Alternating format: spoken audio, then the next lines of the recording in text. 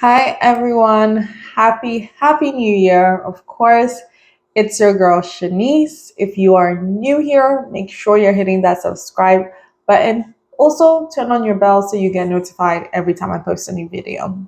All right. So, I know people have been asking me about why did I not make a video about Squid Games? Why? I watched it when it first came out. I watched the new season right as it came out. Why didn't I make a video? Well, it's because I didn't want to say what I really thought about Squid Games. I know last time I posted on my story when the first season came out.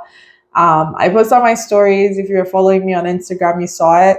But I'll make the video, okay? I'll make the video, especially now it's not the number one channel, the number one show on Netflix anymore. At least not here in the US. So I feel like I can talk about it and not have people say this is only my opinion because I'm just trying to tap into the popularity of the show. I think it's starting to wane as more and more people come to the same realizations that I had when I saw it in season one. So I do practice this.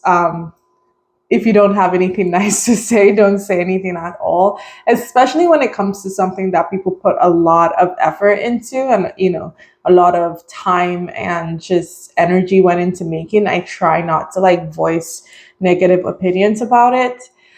With that being said, I also want to tell you, the reason I feel this way is because I have been watching Korean dramas for well over 2 decades now, and that is not an exaggeration.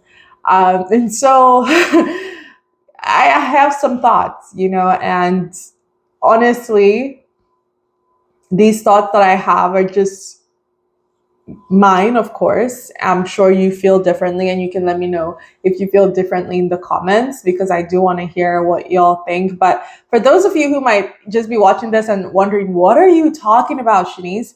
I'm talking about the new Netflix season of Squid Games, which was the most popular Korean drama on Netflix when it first came out, and now the new season came out, and it was the number one show on Netflix for quite some time.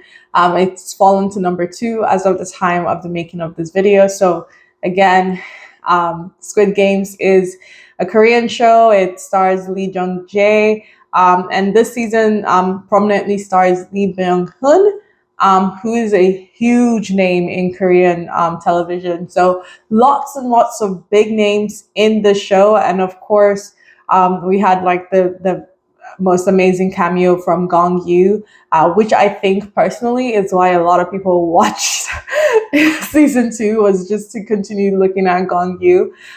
So spoiler alert for those who haven't already seen it, Gong Yoo is not going to be joining us for season three. All right. So already, I'm 50-50 if I'm even gonna watch season three at all. I've said this before. I don't think Korean dramas are suited for multiple seasons. I think the reason I didn't like Western shows to begin with was because I saw that the multiple seasons was just degrading the plot and it just felt like a money grab. And I feel the same way with Squid Games. I said it back then when it first came out, and I'm saying it now. There's no reason we have multiple seasons for any Korean drama. Just make everything and just air it, how you need to air it. You don't need to drag it on. And we see what happens when this type of format is used, because there's like this rush, and honestly it just doesn't feel cohesive. I mean, I even used, if you haven't already seen, you can see a video camera filming in one of the episodes, so it's not great. All right. It's very rushed, and it just, let me just stop talking about it from that perspective. Something that I feel like Squid Games had that a lot of people loved here in the West was that they hadn't really seen something like this. I didn't have that feeling. So I was able to just look at it objectively and be like, yeah, this is not that great. Because, there was a Korean drama called Liar Game that came out back in 2014 that was pretty much the same concept of, oh, there are these games that you have to, pass other contestants to win the prize money. So I'd already seen it. You know, Korean television is very censored, so they couldn't really do the whole blood and guts and gore that Squid Game was able to do with Netflix. But you know, the show did really well, to me at least, and so it wasn't a new concept to, you know, grapple with when I saw the plot of Squid Game. So I wasn't blown away. Season two still feel the same way. I feel like this one was even worse because all the things that people had liked about this first season, it was like they went out of their way to remove in the second season. You have less time with the contestants, so you have very little attachment to anyone that's on your screen. The you don't understand the motivations of the main character. It just feels like so forced, and there's this whole side story and side quest happening that feels very disconnected from the main storyline. And then, like I said, Gongyu, who was the best thing that it had going, you know, is now off in this season. So, you know, a season two, I haven't ever seen a season two being better than season one. And this show goes in that same direction. It doesn't happen. It just doesn't happen. One thing I did want to see, the reason I didn't just stop watching once Gongyu was killed off, was I did want to see T.O.P. He was a former member of Big Bang, the person that plays Thanos. You all might not know his story, but, you know, it's a miracle that he's here at all. So I wanted to support him.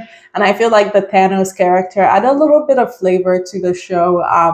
You know, I did kind of give it a side eye for many reasons, but, you know, here we are. Let me know your thoughts. Am I being too harsh about this?